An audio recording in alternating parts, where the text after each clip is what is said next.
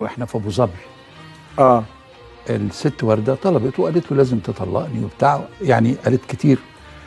فهو راح ضارب لمحمود لطفي تليفون، كنا في ابو ظبي، وقال له طلق يا محمود.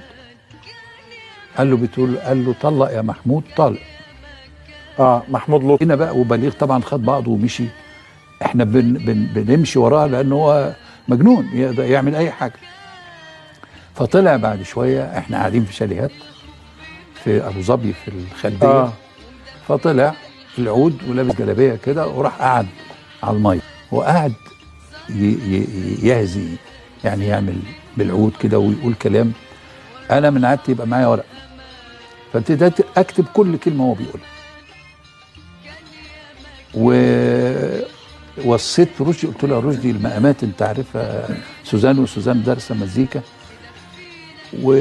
وخلاص ونمنا وقمنا الصبح بقى. فهو كان دايما يجي يفطر معايا، فبقول له انت امبارح عملت على فكره لحن ما حصلش. قال لي لحن ايه؟ قلت له الكشداري. قال لا، في ايه اللحن ده؟ قلت له انا كاتب الورق اهو، خد اقراه. هو طبعا كان بيصلح ويعمل، بس انا بكتب كل حاجه وهو بتكتب كل حاجه، وهو في لحظه مأساويه حزينه يعني بيعبر عن نفسه مع نفسه يعني. وانت سجلت كل ده؟ سجلت كل الكلام.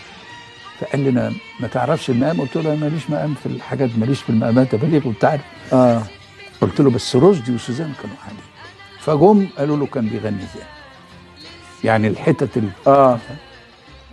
راح لمم الورق واخد بعضه وقفل على نفسه. بعد 3-4 ساعات طلع لنا وسمعنا، كلنا كنا بنبكي. اللي هي اغنيه الحب اللي كان. الحب اللي كان، اللي غنتها ميادة بعد اللي غنتها ميادة.